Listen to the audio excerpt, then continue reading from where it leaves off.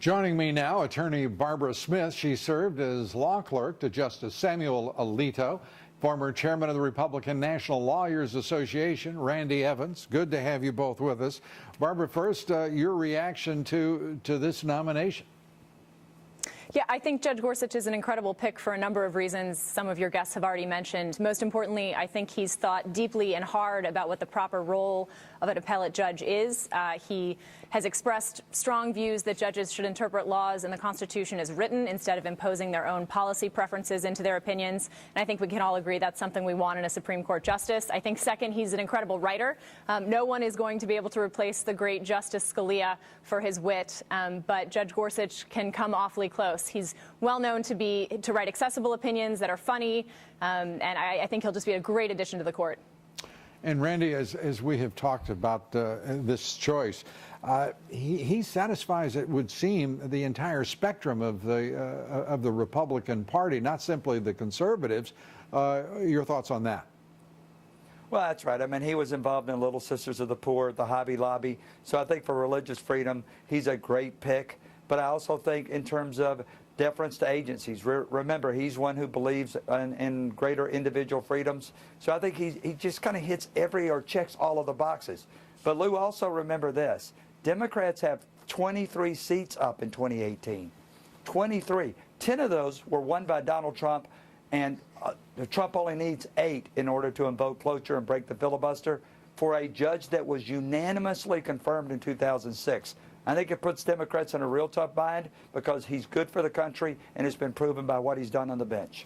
Are you saying you actually expect Senator Schumer to, if you will, genuflect and let the judge go through to be confirmed? No, I think there'll be some gamemanship. I make no mistake about it. But just as I predicted he would be the pick, I predict that at the end of the day, here's what will happen. You'll have liberal Democrats like Elizabeth Warren invoke filibuster. You'll have a real fight about whether or not the nuclear option is on the table. But at the end of the day, they're going to decide it's not worth it over somebody that was unanimously confirmed for those people who live in those 10 states that Donald Trump won. It's not going to be worth it, especially for 8 of them. And it's only 8 they need in order to break the filibuster. How important? So at the end of the day, he gets the thumbs up or down vote. He's easily confirmed. But it won't be before they play every game they can. Right. But at the end, the numbers get to them. You know, Barbara, where is the American Bar Association?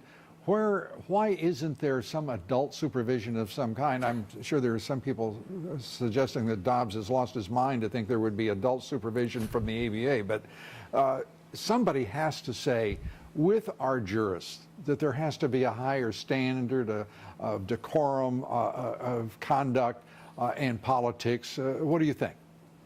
Well, sure. I think actually the way this process has played out can tell us a lot about how the American public can evaluate for themselves the qualifications of the nominee. I mean, you can look up Judge Gorsuch's opinions online. They're easy to read. They're accessible.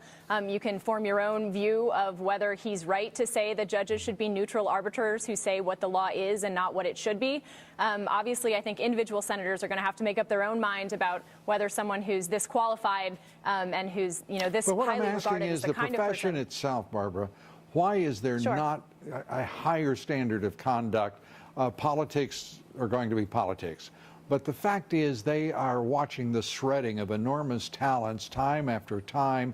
It's an incredibly despicable process to watch. And grown men and women do it as senators, with almost every nomination.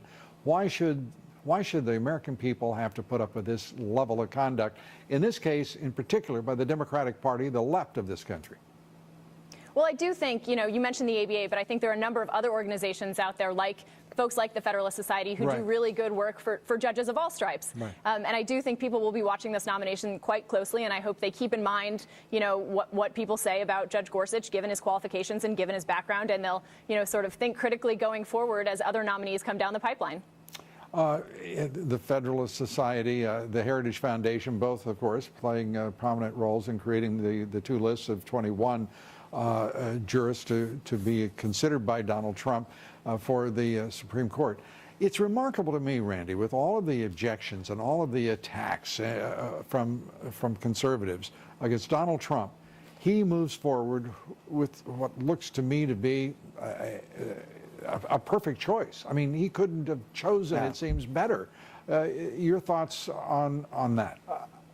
Well, let me be bold and say I think the ABA is going to surprise you. I think they're going to conclude that Judge Gorsuch is qualified, well qualified to be on the Supreme Court. At the end of the day, it's impossible to deny his credentials. Now, they may disagree with him philosophically, but I think at the end his credentials speak for themselves. And one other thing, Lou, to remember, there is one thing that every member of the U.S. Supreme Court agree on, which is the confirmation process is broken, and this is a chance to prove that it can be fixed if the Democrats step up and do their job. All right. Well, the quality of this nominee suggests to me this would be an ideal time to demonstrate that these senators in the Democratic Party and on the left can rise to higher levels of inspiration. Barbara Smith, thanks so much for being with us tonight. Randy Evans, thank you so much. Thank you both. Thank you. Up next, the new Supreme